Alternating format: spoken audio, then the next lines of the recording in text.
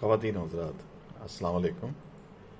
माहिर अद्वियात आपके साथ एक दफ़ा फिर हाजिर है।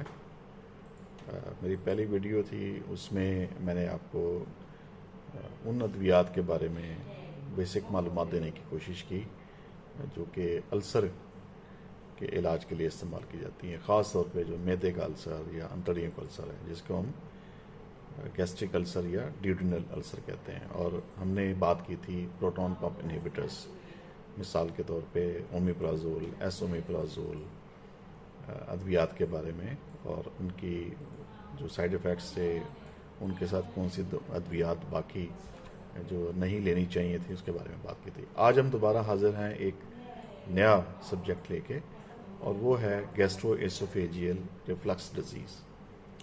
ख़वातीन हज़रात, गैस्ट्रोएसोफेजियल रिफ्लक्स डिजीज़ या जिसे हम जर्ड या गर्ड कहते हैं, बुनियादी तौर पे ये जो मैदे के कंटेंट्स हैं, जो हमारे मैदे में खुराक होती है जिसमें तेज़ाब भी शामिल होता है, वो हमारी खुराक की नाली में वापस आ जाए और बाज़ औक़ात हमारे गले से होता हुआ मुंह तक भी आ जाता है। ये जो सूरत हाल है, ये अक्सर रात को सोते हुए बहुत सारे ख़वातीन हज़रात को दरपेश हो सकती है। और अमूमी तौर पे जब ये रिफ्लक्स होता है तो उसके बाद शदीद किस्म की बर्निंग सेंसेशन, सीने में एक जलन बहुत ज़्यादा महसूस होती है, गले में बहुत ज़्यादा आपको दर्द महसूस होगा, खांसी शुरू हो सकती है। और अगर ये सारा सिलसिला बार बार होता रहे तो नतीजतन जो खुराक की नाली है वो हमारी डैमेज हो जाती है, जिसको हम एसोफेगस कहते हैं। जो खुराक की नाली जो हमारे गले से मैदे में खुराक लेके जाती है, वो डैमेज हो जाती है और उसमें ज़ख़म बन जाता है, जिसकी वजह से फिर शदीद दर्द होता है जब भी कोई खाना खाया जाए। बाज़ औक़ात खाना निगलना बड़ा मुश्किल हो जाता है, गले में जो है वो बहुत ज़्यादा तकलीफ़ महसूस होती है। तो इस सारी सूरत हाल को हम गैस्ट्रोएसोफेजियल रिफ्लक्स डिजीज़ कहते हैं। ख़वातीन हज़रात, इस बीमारी के इलाज के लिए बहुत सारी अद्वियात इस्तेमाल की जाती हैं, और जिनमें प्रोटॉन पंप इनहिबिटर्स जिस तरह ओमिप्राजोल, एसोमिप्राजोल, ये बहुत ज़्यादा इस्तेमाल की जाती है। पेंटोप्राजोल है, लेंजोप्राजोल है, ये सारी अद्वियात इस्तेमाल की जाती है। लेकिन एक और नई क्लास ऑफ ड्रग्स भी है जो कि इस्तेमाल की जाती है, उनको हम कहते हैं H2 रिसेप्टर एंटागोनिस्ट्स। उसमें जो सबसे ज़्यादा इस्तेमाल होने वाली जो दो दवाइयाँ हैं वो पाकिस्तान में डॉक्टर्स हज़रात बहुत ज़्यादा लिखते हैं उनको, उनमें एक सिमेटिडीन है और एक फेमोटिडीन है। ये दो अद्वियात ऐसी हैं जो कि गैस्ट्रोएसोफेजियल रिफ्लक्स डिजीज़ और इवन मैदे या अंतड़ियों के अल्सर के लिए बहुत ज़्यादा प्रिस्क्राइब की जाती हैं, इस्तेमाल की जाती हैं। तो ख़वातीन हज़रात, इन अद्वियात के बारे में आज हम थोड़ा सा बात करेंगे कि इनके साइड इफ़ेक्ट्स क्या हैं और इनके साथ बाकी अद्वियात कौन कौन सी ऐसी जिसको लेने में हमें एहतियात करनी चाहिए।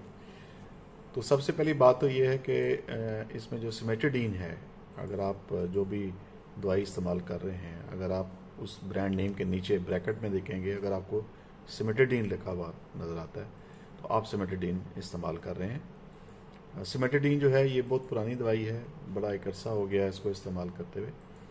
अमूमी तौर पे जो है ये टैबलेट और सिरप दोनों फॉर्म में इस्तेमाल की जाती है। सिमेटिडीन जो है, इसके ज़्यादातर जो मुज़िर असरात हैं उसमें अगर बहुत ज़्यादा इस्तेमाल किया जाए तो उसमें जिगर में थोड़ा सा मसला पैदा हो सकता है, लिवर इंजरी जिसे हम कहते हैं।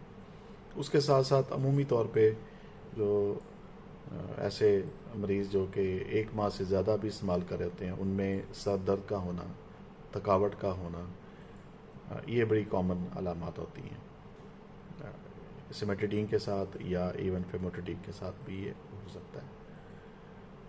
इसमें जो सबसे ज़्यादा एहतियात करने की ज़रूरत है वो ये है कि ऐसे मरीज़, ऐसे ख़वातीन हज़रात जो सिमेटिडीन इस्तेमाल कर रहे हैं और उसके साथ साथ कुछ ऐसी अद्वियात इस्तेमाल कर रहे हैं, मिसाल के तौर पे जो कि खून को पतला करने के लिए इस्तेमाल की जाती है, जैसे वारफेरिन सोडियम है, या इसी तरीके से दमे के लिए एक दवाई इस्तेमाल की जाती है जिसको हम थियोफाइलिन कहते हैं। इसी तरह ऐसे कुछ ख़वातीन हज़रात हो सकते हैं जो कि मिर्गी के علاج کے لیے دوائی استعمال کر رہے تھے جس کو ہم فینیٹوائن کہتے ہیں، اور اس کے ساتھ ساتھ بہت زیادہ استعمال کی جانے والی بلڈ پریشر کی دوائی جو ہے پروپرینولول، یا جس کو ہم انڈرال کہتے ہیں، انڈرال بھی یا پروپرینولول جو حضرات استعمال کر رہے ہیں، یا میٹوپرولول بھی ہے، یہ بھی استعمال کرنے والے ہیں، یا ایسے خواتین حضرات جو کہ اینٹی ڈپریسنٹ استعمال کر رہے ہوں، خاص طور پہ جو